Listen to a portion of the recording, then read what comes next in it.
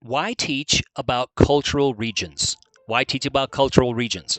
Culture is something learned, passed down from generation to generation, integrally tied to a people and to history. Passing cultural traits varies by generation in how it is done and elements conveyed. Thus, culture is dynamic. Given these attributes of culture, it is different from ethnicity. Ethnicity refers to the traits that people are born with and have little choice in, including their genetic backgrounds, physical features, and birthplaces. Culture is what people learn after they are born. Individuals can change their own cultural traditions as they journey through their lives, certainly, but the adoption of cultural practices by a large number of people across a geographic area gives rise to the notion of cultural regions. One dynamic component of our complex Earth is human. 8 billion shapers of the world through daily living, construction, energy use, and more. As with physical regions, cultural regions result from a complex set of interlocking systems. Systems can be broadly grouped into natural systems and human systems. This is an oversimplification, as humans have a deep impact on natural systems, and natural systems in turn affect human systems. So it goes both ways. But one useful way to understand cultural systems is through the lens of cultural regions. Regions, too, are oversimplifications, no doubt about it. The boundaries of regions, especially cultural ones, are fuzzy, somewhat subjective, and change over time. Consider sports regions as an example. In which part of a country does the affinity for one team stop and another team begin? For example, if you look at a map and change the layer so you're viewing the Premier League, the Everton Football Soccer Club in England is based in Liverpool, and many of their fans live nearby. However, people move, and if a family who are Everton fans move to, say, Southwest England near the Torquay United team, they can still be Everton fans from their new home, certainly. Furthermore, the teams themselves can change locations. Sports regions are one way in which to study cultural regions. Some cultural regions are more enduring than that of behavior or sports. Language deeply influences human thought, action, art, and even the formation of nation-states. The pattern of world languages spoken has persisted as well-defined regions. Housing types are their own cultural regions as they reflect local and regional standards, materials, cultural norms, and customs. Origins and diffusion of music are spatial, such as the structural and geographic influence of Scottish-Irish music on American bluegrass music, folk music of Slovakia on composer Bela Bartok, and blues and country music of the American South on the development of rock and roll. Musical regions persist in our electronic age despite the diffusion of global music. With their variety of shapes, time periods, and nature, teaching about cultural regions aids understanding of historical context and the physical systems such as climate, availability of water, biomes, landforms, proximity to coasts, which guide them. Teaching about cultural regions is core to many disciplines, with a deep tradition in human geography, hooray, but also in history, political science, religious studies, economics, migration studies, gender studies, anthropology, and sociology, and probably more that I'm not mentioning right here. Given time constraints, instructors must evaluate which type of cultural regions they should teach. Because of their importance to multiple disciplines, because many cultural aspects exhibit spatial patterns, and because many cultural elements are familiar to students, teaching culture, food, music, language, clothing, sports, recreation, behavior, provides interesting ways of infusing spatial thinking. Another reason to teach about cultural regions is that they are interconnected. They're interconnected. People groups from around the world have flourished, changed, migrated, influencing cultures from the global to the neighborhood scales. The historical settlement and diffusion of a people group influence language, place names, and social customs.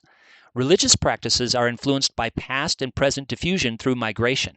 Types of food eaten are influenced by one's own family history. Think about your own family history, but also past and present movement of people around the world and across one's own city, regional and global economic forces, and climate conditions suitable for growing specific crops. These in turn are influenced by the physical geography, landforms, climate, rivers and lakes, biomes, and transportation routes, just to name a few.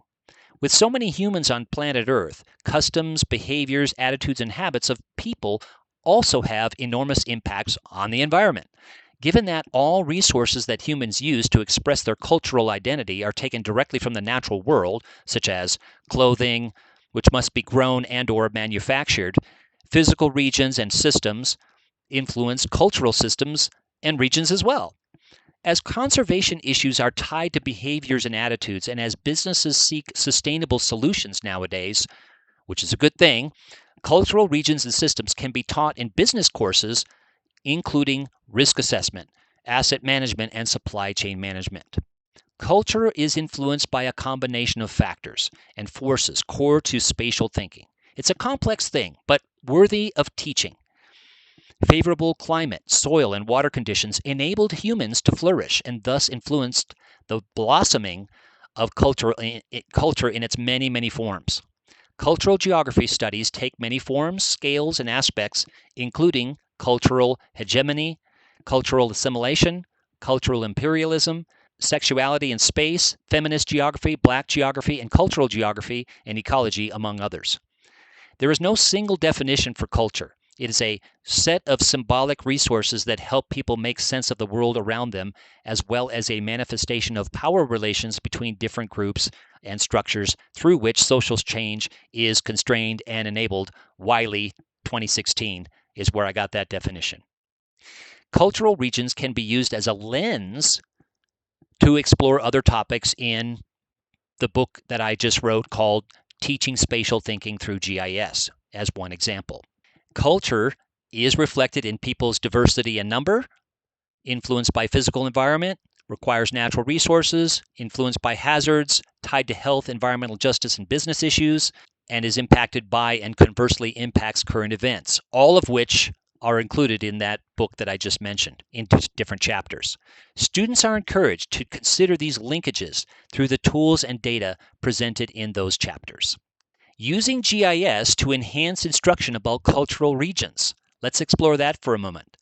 Cultural characteristics and cultural regions, including those of food, religion, clothing, music, habits, and recreation, are spatial. They occur in specific places on the planet. They have things in common. For example, Afghan culture in Afghanistan shares characteristics with an Afghan family and neighborhood in the USA, the UK, or Canada, but some important differences exist too. The musical traditions, instruments, and singing style of Poland shares elements with the diffusion of Polish music in Wisconsin in the USA, but differences exist too. Each has unique characteristics because of the distances that cultural ambassadors, that is, the people, traveled to carry these traditions forward, adaptations made to their new environment, and interaction between these people and those in proximity.